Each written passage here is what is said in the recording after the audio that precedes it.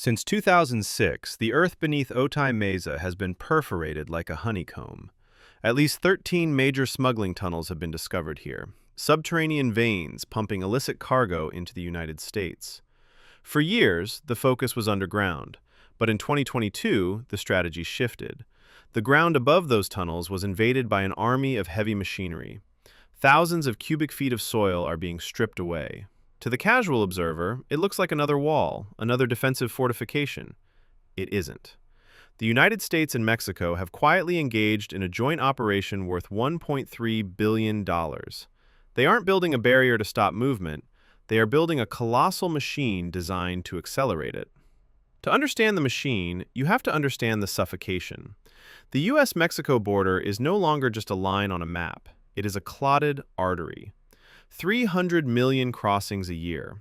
On a single day, nearly 1 million people and 16,000 commercial rigs fight to squeeze through. This is the heartbeat of North American trade: electronics, car parts, produce. But the heart is failing. At Otay Mesa, the infrastructure is decades old, designed for a world that moved much slower. Today, logistics run to the minute. But here, trucks idle for 4 hours. In 2020, drivers reported gridlock that lasted 8 hours. This isn't just an inconvenience, it is an economic hemorrhage. Every minute a truck sits idling, profit evaporates. The solution is Otay Mesa East. While officially labeled a land port of entry, the blueprint suggests something far more ambitious. This is a breathing organism designed to expand and contract. Scheduled for completion around 2027, the facility ignores the static nature of old borders. It will feature a variable tolling system, a dynamic pricing model that rises and falls with traffic density, regulating the flow like a valve. There will be no toll booths, no stopping to pay. Transponders will communicate with the port before the driver even sees the inspection lanes. An intelligent transport system will relay real-time data on wait times to drivers miles away, allowing them to make split-second logistical decisions. But the real engineering feat is the approach. On the American side, the new SR-11 highway is being carved out of the landscape to funnel traffic directly into this new hub. On the Mexican side, the Las Torres road is pushing to meet it. The stakes are astronomical. Estimates suggest a 10-to-1 return on investment. The region is already bracing for the impact. Warehousing complexes, some nearly 2 million square feet, are rising from the dust, betting on the promise that this new valve will finally unclog the border. But not every megaproject rises from the dirt. Some remain ghosts. Travel south to the Rio de la Plata. Here, Argentina and Uruguay stare at each other across an estuary that demands a connection. For decades, engineers have dreamed of a bridge here. It would be a Leviathan structure, 26 miles long with a central span rising as high as a 25-story building to let ocean liners pass beneath. In the 1990s, it seemed inevitable. Presidents signed agreements, parliaments ratified them. But the reality of steel and concrete collided with the reality of economics. To pay for a billion-dollar bridge carrying only 5,000 cars a day, the toll would need to be nearly $100. The local ferry costs $42. Then, the political winds shifted. Argentina's Congress stalled. Environmentalists protested the disruption of bird migrations.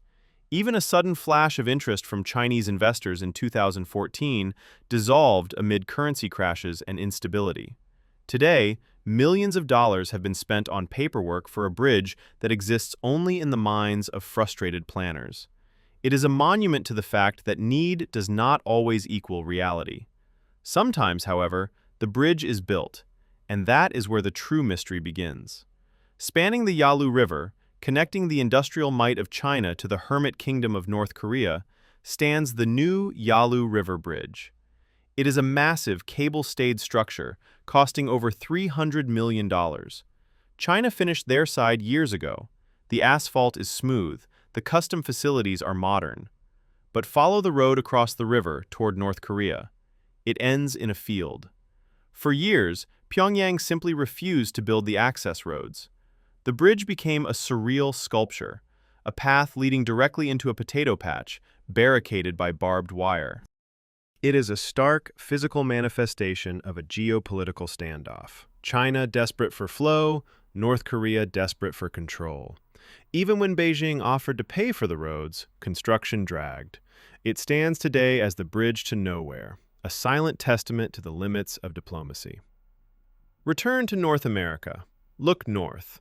Here, there is no hesitation. Between Detroit and Windsor, a new titan is nearing completion, the Gordie Howe International Bridge. This is the king of bridges, a 1.5 miles of steel and tension, boasting the longest cable-stayed span on the continent. The support towers rise 650 feet into the air, glowing sentinels that will be visible for miles. This is not just about moving cars, it is about redundancy. The old Ambassador Bridge, built in 1929, has carried the weight of 2 nations for nearly a century. It is tired. The new bridge is designed for the next 100 years. It anticipates a future where 25,000 vehicles cross this river every single day. And it isn't just vehicles moving south. Deep beneath the waters of Lake Champlain and the Hudson River, another connection is being forged: the Champlain-Hudson Power Express. New York City is starving for power, and its old grid is buckling. This project is a 339-mile invisible vein, burying high-voltage lines underwater and underground to deliver hydropower from Quebec directly into the heart of Manhattan. From the sun-baked mesas of the southern border to the icy waters of the north, we are witnessing a massive re-engineering of the continent. Some projects, like the Ghost Bridge of Uruguay, remind us of our limitations. Others, like the potato fields of North Korea, remind us of our divisions. But at Otay Mesa and Detroit, the concrete is pouring. The billions are being spent. Because in a world that runs on logistics, a border can no longer be a wall. It must be a gateway.